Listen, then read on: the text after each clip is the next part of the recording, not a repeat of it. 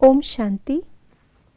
आज 24 नवंबर 2023 है और आज का स्वमान जो हम लेंगे वो है, मैं परमात्मा के दुआओं की अधिकारी आत्मा हूँ।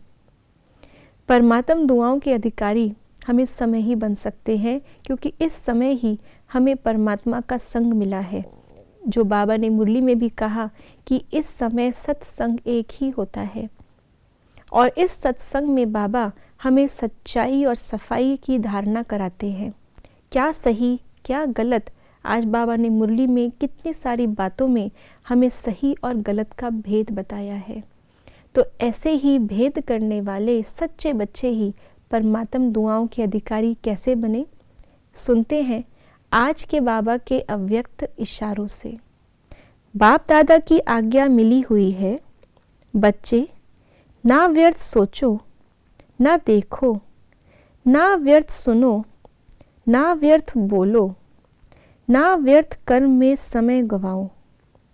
आप बुराई से तो पार हो गए, अब ऐसे आज्ञाकारी चरित्र का चित्र बनाओ तो परमात्म दुआओं के अधिकारी बन जाएंगे। जब बाबा हमें सही और गलत बताते हैं मुरलियों के द्वारा भी, तो हमें साथ साथ ये भी इशारे देते हैं कि सिर्फ गलती नहीं कर रहे इतना पर्याप्त नहीं है।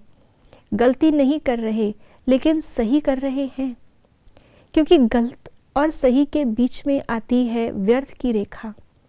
व्यर्थ भी देखने में बहुत बड़ा नहीं लगता, लेकिन इतना व्यर्थ जुड़ते जुड़ते जुड़ते अल्टीमेटली आखिरकार वो गलत से भी भारी हो जाता है। इस समय आत्मा को उड़ना है, उड़कर अपने घर वापस जाना है, अपने राज्य में आना है। इसलिए हम गलती नहीं कर रहे, इतना कहना पर्याप्त नहीं है। रोज़ चार्ट को चेकिंग करें, क्योंकि हमने जो गलतियां कर ली हैं उनको भस्म कैसे करें। आगे तो गलती नहीं कर रहे, लेकिन अगर व्यर्थ कर रहे हैं तो हमारी शक्ति जो बाबा से हमें मिल रही है वो मटके में छेद होने के कारण लीक होती जा रही है। ये व्यर्थ है मटके में छेद, और फिर हम बाबा से मिल रही शक्तियों को योग के द्वारा अपने पिछले किए हुए विकर्मों को भस्म करने में नहीं लगा पाएंगे। इसलिए इस संगम युग पर मदार है न केवल आगे के हमारे पाठ को निर्धारित करने का, लेकिन उससे भी पहले हमारी की हुई गलतियों को सुधारने का।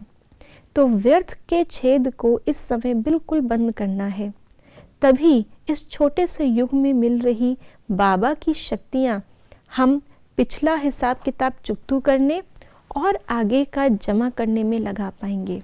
और यही आज्ञा का पालन करने वाले बाप दादा से अपरम अपार शक्ति और दुआओं का अनुभव करते हैं। ओम शांति।